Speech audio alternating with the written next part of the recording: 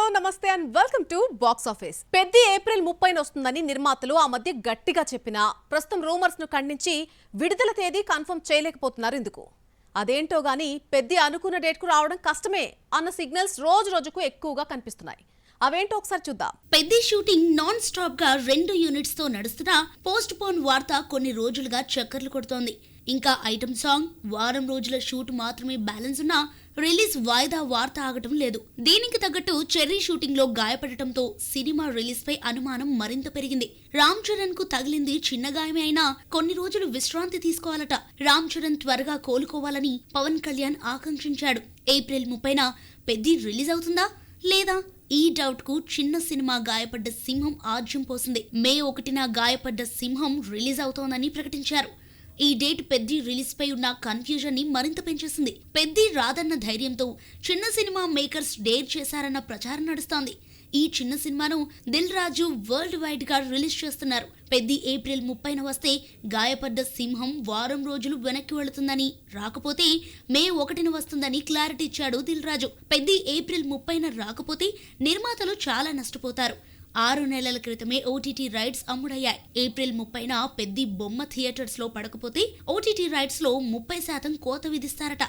వాయిదా వేయాల్సి వస్తే ఇంతకంటే మంచి రిలీజ్ డేట్ దొరకదన్న భయం కూడా మేకర్స్ లో ఉంది. 20 కోట్లతో నిర్మించి 350 కోట్లు కలెక్ట్ చేసిన కాంతారానే ఒక సంచలనం అనుకుంటే, కాంతారా చాప్టర్ 1తో రికార్డులు బ్రేక్ చేశాడు రిషబ్. వరల్డ్ వైడ్ 850 కోట్లు రాబట్టగా హిందీలోనే 225 కోట్లు కలెక్ట్ చేయడంతో రిషబ్ నెక్స్ట్ మూవీపై భారీ అంచనాలు ఉన్నాయి. అయితే రిషబ్ రెమ్యునరేషన్ కూడా అందనంత ఎత్తుకు పెరిగిపోయింది. పాన్ ఇండియా ఇమేజ్ సంపాదిస్తున్న రిషబ్ ఊరుకుంటాడా? ఎంత డిమాండ్ చేస్తున్నాడు? Have a look. Kantara chapter 1 world wide 800 కోట్లకు పైగా గ్రాస్ కలెక్ట్ చేసేసరికి రిషబ్ శెట్టి శాండిల్వుడ్ కు అందకుండా పోయాడు. రిషబ్ అడుగుతున్న రెమ్యునరేషన్ కన్నడ నిర్మాతలు ఇవ్వలేదు. సినిమాకు 80 కోట్లు డిమాండ్ చేయడంతో కన్నడిగులు షాక్ తిన్నారు. పెద్ద banners Hombale films, KVN productions Rishab శెట్టితో సినిమా తీయడానికి ఇంట్రెస్ట్ చూపించడం లేదు.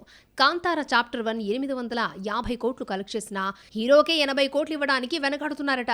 రిషబ్ చేతిలో ఒక్క కన్నడ మూవీ లేకపోవడానికి ఇదే కారణమని తెలిసిందే. రెమ్యునరేషన్ 80 కోట్లకు వెళ్లిపోవడంతో రిషబ్ ను కన్నడ నిర్మాతలు దూరంగా పెట్టినా తెలుగు ప్రొడ్యూసర్స్ సినిమాలు తీయడానికి రెడీ అయ్యారు. కాంతారా చాప్టర్ 1 కలెక్ట్ చేసిన 850 కోట్లతో ఫిదా అయిన మన నిర్మాతలు రిషబ్ కి 80 కోట్లు ఇవ్వడంతో రిస్క్ ఏముంది అంటున్నారు. కాంతారా చాప్టర్ 1 రిలీజ్ కాకుండానే రిషబ్ 4 సినిమాలకు గ్రీన్ సిగ్నల్ ఇచ్చాడు.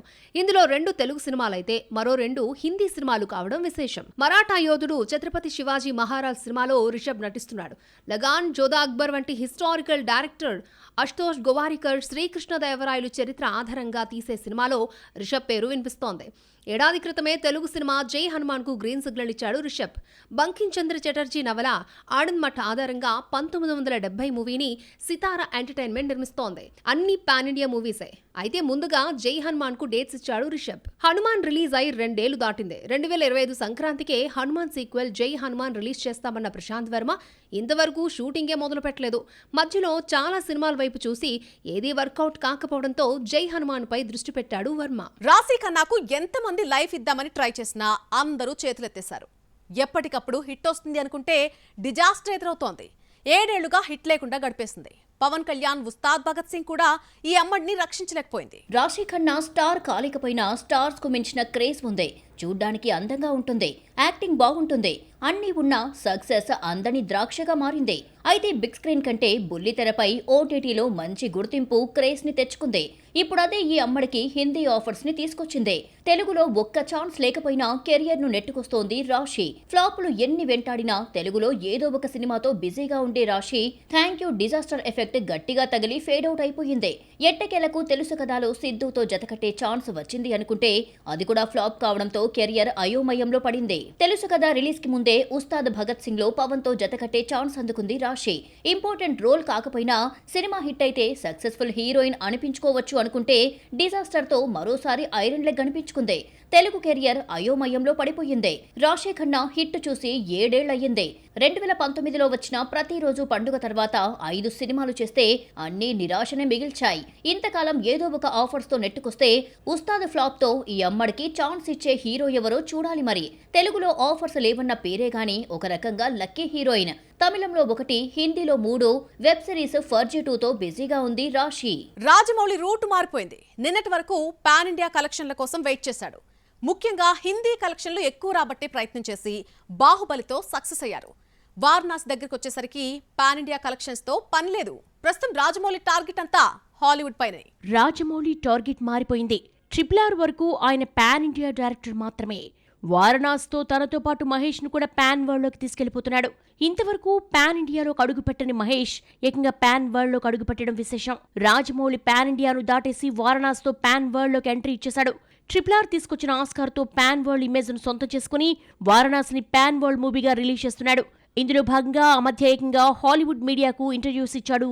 రాజమౌళి సెపరేట్ గా ఒక ఛానల్ కు మహేష్, ప్రియాంక చోప్రా, పృథ్వీరాజ్ సుకుమారన్ మరో ఛానల్ కి ఇచ్చిన ఇంటర్వ్యూలో టన్నుల కొద్ది అప్డేట్స్ ఇచ్చేశారు. సినిమా రిలీజ్ కు 14 నెలలు ఉండగానే హాలీవుడ్ లో ప్రమోషన్స్ మొదలు పెట్టేశాడు జక్కన్న.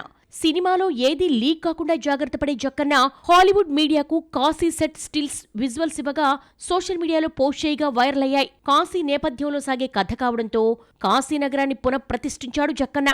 వారణాసిలోని వీధులు, కట్టడాలు తలపించేలా రూపొందించాడు. కథ త్రేతాయుగం నుంచి 2027 వరకు సాగుతుంది. దీనికి అనుగుణంగానే కాశీనగరంలో వచ్చే మార్పులు కూడా చూపిస్తున్నాడు. ప్రస్తుతం ఈ సెట్ వీడియోలు, స్టిల్స్ వైరల్ అవుతున్నాయి. వారణాసి 2027 ఏప్రిల్ 7న థియేటర్స్ లోకి వస్తుంది. 120 దేశాల్లో రిలీజ్ చేయడానికి ప్లాన్ చేస్తున్నాడు. మహేష్ తో ప్రియాంక చోప్రా జత కడుతోంది. విలన్ గా మలయాళ నటుడు పృథ్వీరాజ్ నటిస్తున్నాడు. పాన్ ఇండియా పేరు చెప్పుకుని అద్దం పద్దం లేని టైటిల్ తో వచ్చేస్తున్నారు కొంతమంది. టైటిల్ పలకడమే కష్టమైనా ఒరిజినల్ వెర్షన్ టైటిల్ మాత్రం మార్చడం లేదు. తెలుగు ఆడియన్స్ కూడా మనకు సంబంధించిన టైటిల్ కాదని హిట్ సినిమాలను కూడా లైట్ గా తీసుకుంటున్నారు. అయినా సరే అరవ మలయాళ భాషను తెలుగులో రుద్దేయడం ఆపడం లేదు. కొత్తగా తెలుగులోకి వస్తున్న మీనింగ్ లేని టైటిల్ ఏంటో చూద్దాం.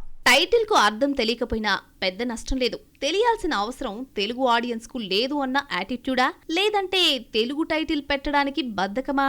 టైటిల్స్ ను మార్చకుండా తెలుగులోకి దించేసి తెకమక పెడుతున్నారు. మలయాళ స్టార్ టోవినో థామస్ హీరోగా నటించిన మలయాళ చిత్రం పళ్ళీ చట్టంబి ఏప్రిల్ 10న రిలీజ్ అవుతోంది. పళ్ళీ చట్టంబిని 5 భాషల్లో పాన్ ఇండియాగా రిలీజ్ అవుతోంది. భాషకో టైటిల్ పెట్టడానికి టైం లేదో ఎందుకులే అనుకున్నారో గాని తెలుగులో కూడా పళ్ళీ చట్టంబి అనే టైటిల్ తో వచ్చేస్తుంది. 60వ దశకం నాటి కథతో రూపొందిన ఈ సినిమాలో టొవినో థామస్ తో కయాదు లోహర్ జత కట్టింది. 37 ఏళ్ల తర్వాత మోహన్ లాల్, శోభన కలిసి నటించిన మలయాళ చిత్రం తుడురుంను అదే టైటిల్ తో తెలుగులోకి డబ్ చేశారు. తంగలాన్, కంగువా వంటి సినిమాలను అదే పేరుతో రిలీజ్ చేసిన టైటిల్లో పవర్ ఉంది. తుడురుం అని పలకడానికే కష్టంగా ఉన్న తెలుగు ప్రేక్షకులపై మలయాళ పదాన్ని రుద్దారు. సినిమా బాగున్నా టైటిల్ మైనస్ కావడంతో తెలుగులో హిట్ కాలేకపోయింది. అజిత్ హీరోగా నటించిన విడమయూర్చిని అదే పేరుతో తెలుగులో రిలీజ్ చేస్తే బాగోదని పట్టుదల టైటిల్ తో రిలీజ్ చేశారు. రజనీకాంత్, వేటయాన్, కామన్ మెన్ కు టైటిల్ అర్థం కాలేదు. టైటిల్ క్యాచీగా లేకపోవడంతో ఆడియన్స్ మైండ్ సెట్ లోకి వెళ్లలేదు. సినిమా పర్వాలేదు అన్న టాక్ వచ్చినా వేటయాన్కు హైప్ రాలేదు. గతంలో 60 సినిమాలను తెలుగులోకి రిలీజ్ చేసేటప్పుడు టైటిల్ మార్చేవారు. టైటిల్ మార్చడం ఎందుకు అన్న బద్ధకమో నిర్లక్ష్యమో గాని 60 పదాలను తెలుగు ఆడియన్స్ పై రుద్దేస్తున్నారు. అవే టైటిల్స్ తో రిలీజ్ చేస్తూ కన్ఫ్యూజ్ చేస్తున్నారు. తంగలాన్, బీస్ట్ కు అర్థమేమిటో తెలీదు. సూర్య నటించిన తమిళ చిత్రం రెట్రో అదే పేరుతో తెలుగులోకి డబ్బైంది. ప్రస్తుతం సెట్స్ పై ఉన్న కురుప్పును కూడా ఇదే టైటిల్ తో తెలుగులో రిలీజ్ చేస్తున్నారు. సూర్య తెలుగులో నటిస్తున్న సినిమాకు విశ్వనాథ్ అండ్ సన్స్ అన్న టైటిల్ పెట్టారు దర్శకుడు వెంకీ అట్లూరి. బైలింగ్వల్ మూవీ అయినా అందరికీ అర్థమయ్యే టైటిల్ తో వస్తున్నారు. టైటిల్ ఒక్క భాషకే పరిమితమైతే పక్క భాషల ఆడియన్స్ పై రుద్దడం కంటే యూనివర్సల్ టైటిల్ తో రావడం బెటర్. ఇది వాటి బాక్స్ ఆఫీస్. రేపు మరిన్ని మూవీ అప్డేట్స్ తో మళ్ళీ కలుసుకుందాం. అంటిల్ దెన్ మీరు మాత్రం చూస్తూనే ఉండండి NTV.